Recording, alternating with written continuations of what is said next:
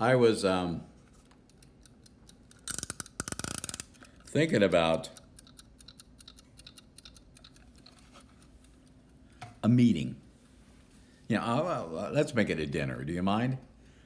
A dinner. Let's imagine a dinner. Um, Two buddies, Darwin and Moses. These are the two individuals that have done the lion's share of discussion about the, the beginnings of the universe and the creation of the world, or the evolution of the world, if you will. Imagine a dinner. Darwin, late 1860s, okay? Written his book, Origin of the Species. And then there's Moses, who was thousands of years before the birth of Christ, and his main occupation was he was a shepherd. So a dinner, let's, if you don't mind, just minute little details. How about a dinner of shepherd's pie and a nice Chianti with kosher cookies for dessert? There we go. There you got the whole scene now.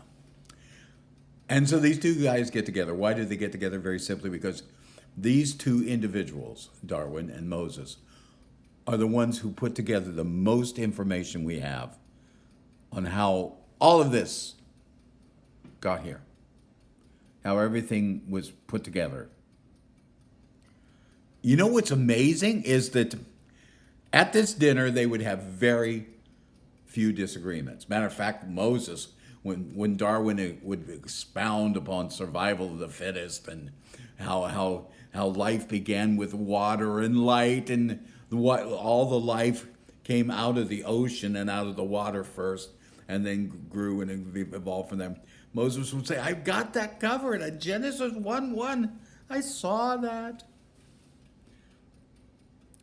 And then they would go on to talk for hours, I imagine, about how it all happened.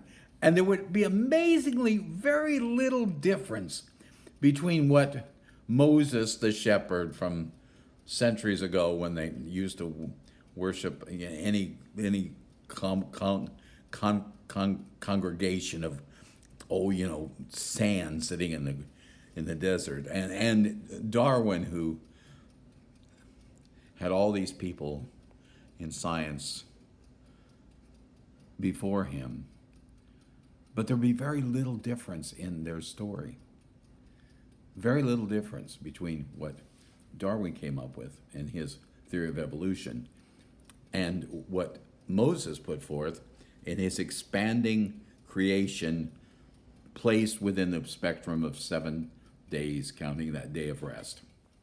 Very little difference if you read it. And I think about that meal as they finish their dinner and they push their plates away and they look at each other and they realize, what is the fuss? What are we fighting about? Is it just the fact that we have to tag the name God on everything to make sure it's religious?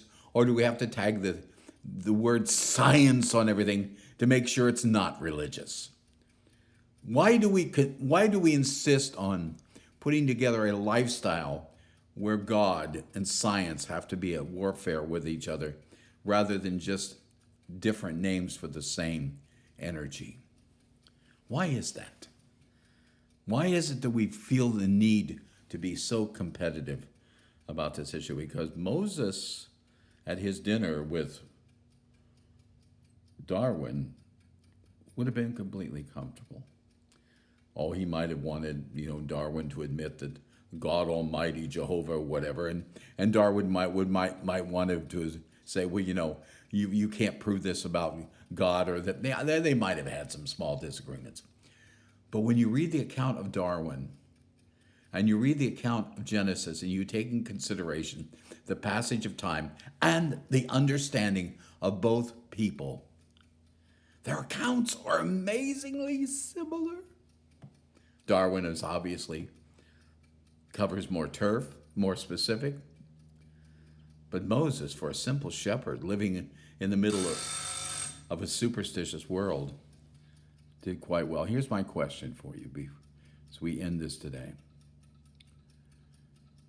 Darwin had the advantage of countless books, countless studies.